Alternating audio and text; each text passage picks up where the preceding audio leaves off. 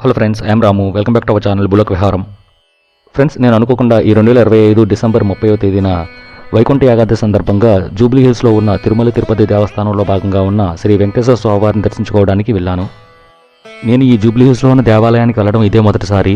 ఈ వైకుంఠ ఏకాదశి రోజున స్వామివారిని దర్శించుకోవడానికి వచ్చిన భక్తుల జనసందోహాన్ని చూసి ఆశ్చర్యపోయాను. ఇంతమంది వస్తారని అస్సలు అనుకోలేదు. ఈ వైకుంఠ ఏకాదశి పర్వదినాన ఇలా చాలా వైష్ణవ దేవాలయాలు స్వామివారి దర్శనం కోసం వచ్చిన భక్తులతో నిండిపోయాయి. గోవింద అంటే చాలు కొండంత శక్తిని, ధైర్యాన్ని, బలాన్ని ఇచ్చే ఆ దేవదేవుడి దర్శనం సర్వపాపహరణం. గోవిందా గోవిందా గోవిందా గోవిందా గోవిందా గోవిందా. నాకు తిరుమల వెళ్ళి స్వామివారిని దర్శించుకుంటే ఎంత ఆనందంగా ఉంటుందో, ఇక్కడ జూబ్లీ హిల్స్లో ఉన్న ఈ స్వామివారి మూర్తిని చూసిన తర్వాత కూడా ఇంచుమించుగా అంతే ఆనందంగా అనిపించింది.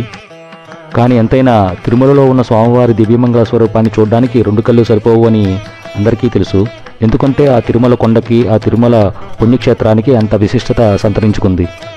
ఇక ఈ ముక్కోటి ఏకాదశి సందర్భంగా ఈ జూబ్లీ హిల్స్ వెంకటేశ్వర స్వామి దేవాలయాన్ని చాలా అందంగా రకరకాల పువ్వులతో చాలా అందంగా అలంకరించారు.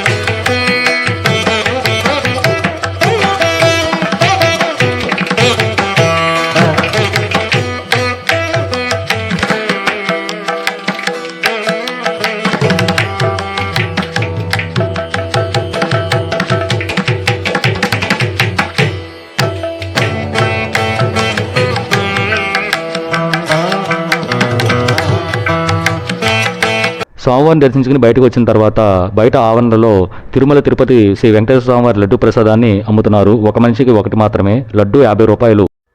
తిరుమల తిరుపతి శ్రీ వెంకటేశ్వర స్వామివారి లడ్డు ప్రసాదం తిరుమల నుంచి హైదరాబాద్ వరకు వచ్చింది. అది స్వామివారికి భక్తుల మీద ఉన్న ప్రేమ, దయ అని చెప్పాలి. స్వామివారిని చూసి స్వామివారి లడ్డు ప్రసాదాన్ని తిన్నాక వచ్చే ఆ మహదానందం, అనుభూతి మాటల్లో చెప్పలేనిది. ఇది ఫ్రెండ్స్, వైకుంఠ ఏకాదశి సందర్భంగా నేను జూబ్లీ హిల్స్ వెంకటేశ్వర స్వామి గురించి నేను తీసిన ఈ వీడియో మీకు నచ్చినట్లయితే తప్పకుండా లైక్ చేసి షేర్ చేస్తారని, అలాగే మన బులోక విహారం ఛానల్ని సబ్స్క్రైబ్ చేసుకుని బెల్ ఐకాన్ కూడా ప్రెస్ చేసి సపోర్ట్ చేయాలని కోరుకుంటున్నాను. సర్వేజన సుఖనో భవంతు. జై హింద్. నమో వెంకటేశాయ. నమో నమః.